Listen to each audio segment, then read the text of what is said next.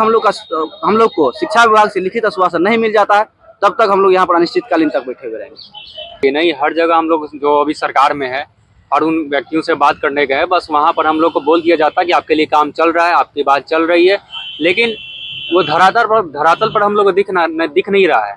हुए 22 दिन से अगर हमारे नेता मुख्यमंत्री, हमारे शिक्षा विभाग के जो अधिकारी हैं, उसके अलावा जो शिक्षा मंत्री हैं, वो सब हमारी बातों पर ध्यान देंगे तो उनको हमारे दर्द का एहसास होगा।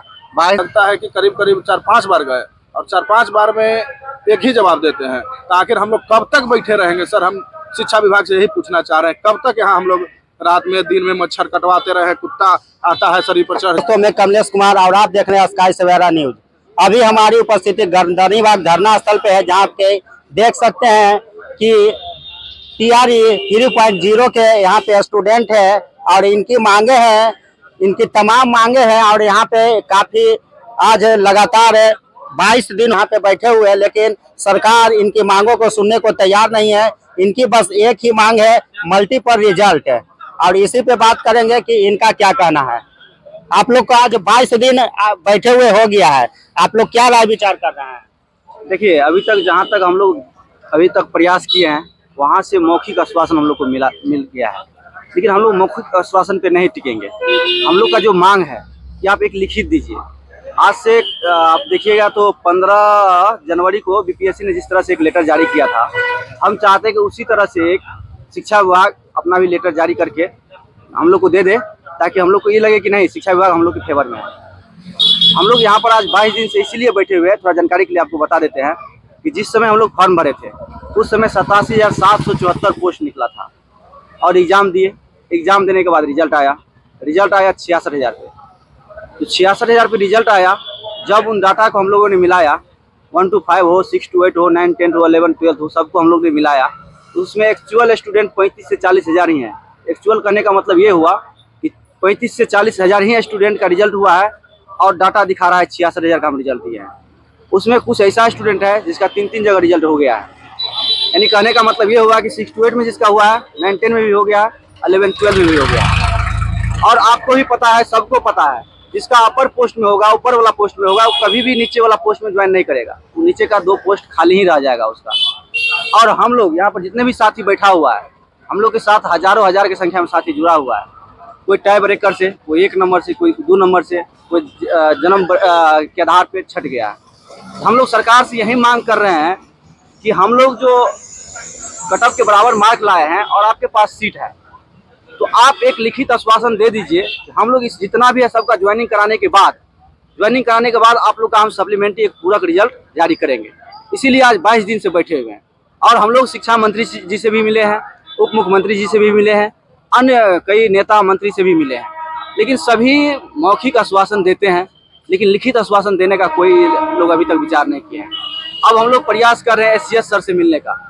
जहां तक हम देखेंगे कि SCS सर से मिलेंगे और नीतीश कुमार माननीय मुख्यमंत्री जी से भी मिलने का कोशिश करेंगे।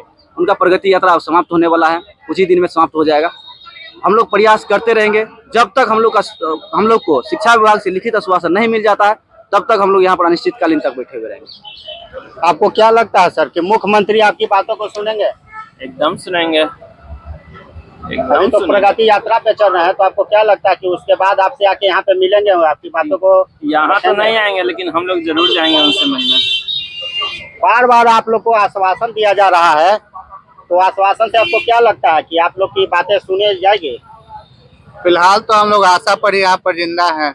22 दिनों से हम लोग इसीलिए इंतजार कर रहे हैं कि वो लोग कुछ ऐसा लेटर जारी करे जिससे कि हम लोग आश्वस्त हो और यहाँ से जाकर हम लोग को जो सप्लीमेंट्री निकले उसमें हम लोग को जॉब मिले। इसी होप में हम लोग तो यहाँ बैठे हुए 22 दिन से।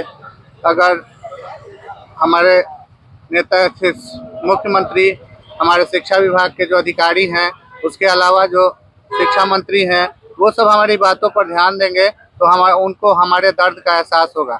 22 दिन कोई आसान चीज़ नहीं है। 22 दिन इस कड़ाके ठंडे से अभी तक जो हम लोग यहाँ लेटे हुए हैं, रात में कुत्ता गाय सब यहाँ से घूमते रहता है, तो वो भी एक समस्या है। कई हमारे साथियों का तबीयत खराब हो गया है।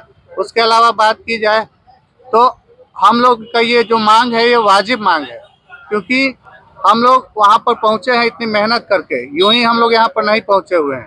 और जितना आपका ये वैकेंसी निकला था उसके अनुसार हम लोग को रिजल्ट जो निकला उसमें से 23,000 सीट बचा लिया गया। उसके अलावा जो आपका डीवी होगा और जो फर्जी लोग होंगे उन लोग को हटाकर जो सीट बचेगा उसी में हम लोग को कम से कम ज्वाइनिंग करवा दिया जाए, जिससे हमारा भी भविष्य उज्जवल हो जाए। शिक्षा विभाग में आप लोग बात करने गए तो क्या बातें हुई आपकी?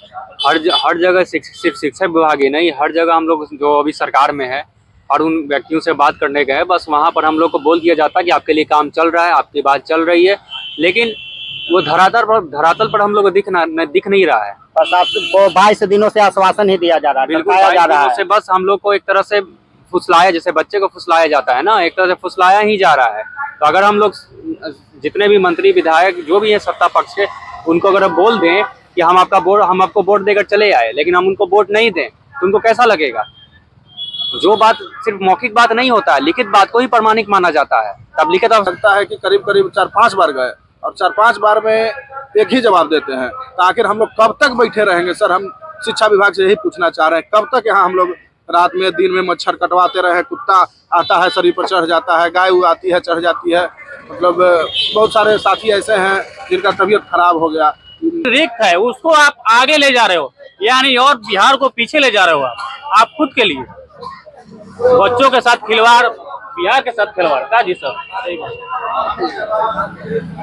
तो आपने सुना कि तमाम छात्रों का यहाँ पे क्या कहना था और उन्होंने किस तरह से असंतोष जताया है और बिहार सरकार पे निशाना साधते हुए उन्होंने कहा कि सिर्फ हमें आश्वासन दिया जा रहा है, हमें टरकाया जा रहा है।